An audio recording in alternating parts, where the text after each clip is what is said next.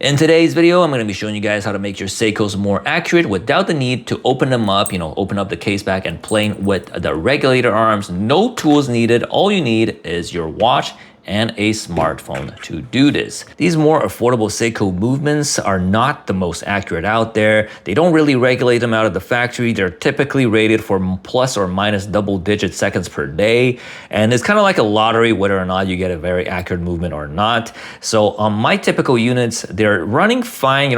This one's running fast and this one is running a little bit slow. But I figured out that with these Seiko movements, that they have a high level of positional variance, meaning that the movement will run a lot slower, a lot faster, depending on which position it is on. And it is kind of typical with these more affordable Seiko movements because I do have other watches. For example, I had a COS chronometer watch that was running plus 6 seconds per day, and it was just running plus 6 seconds no matter which position I put the watch on. Whereas for these Seikos, they can vary a lot depending on which position they're on. For example, this watch right here runs fast during the day on a typical day of use. So at night, I'm gonna leave it in this position, crown up position, so it can slow down. And this SPB right here runs slow during the day, so I'm gonna leave it in a position that will run fast at night.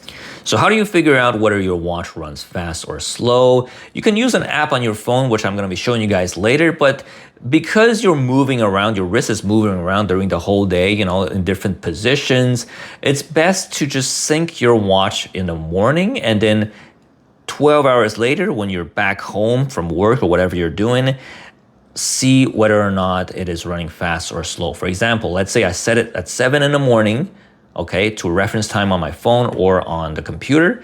And at 7 p.m., I check whether this watch is running fast or slow. Let's say if this watch is running like 4 seconds fast, then I know that on a typical day or your typical day that the watch will run fast at the end of the day. And when it comes time to sleep, unless you sleep with your watch, because some people do sleep with their watches, I'm gonna try to put it on a position that will slow it down if it runs fast or speed it up if it runs slow. I'm gonna show you guys how to figure out which position the watch runs fast or slow in using this app right here called Watch Accuracy Meter on Android. On iOS, there's probably a similar app. So if you are an iPhone user, please comment down in the section below to see, to like share with your fellow iPhone users which Watch Accuracy Meter equivalent is on iOS. I don't have an iPhone, so I can't really help you guys, right?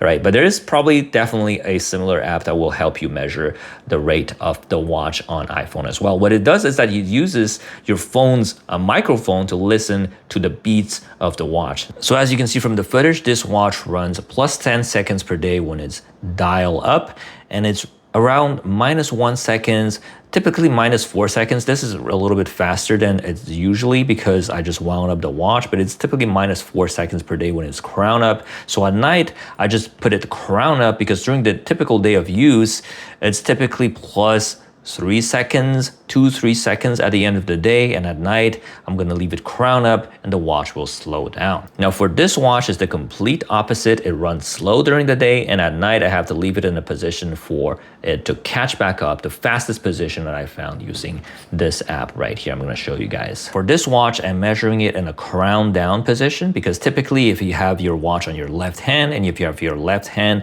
on the side of your body, the watch is gonna be in a crown down position. And as you can see from this app, the crown down position is about -6 seconds per day.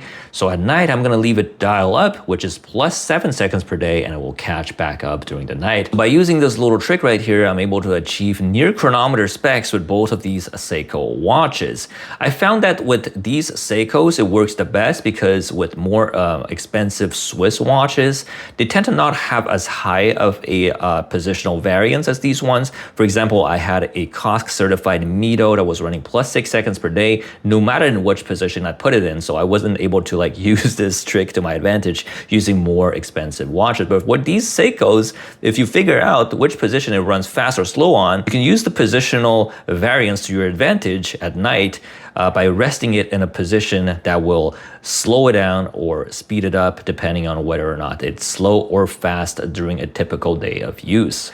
So I hope this video was able to help you make your Seikos more accurate without the need to open up the case back and try to regulate your data yourself, because it is kind of scary. I tried to do that once and I don't want to try it again.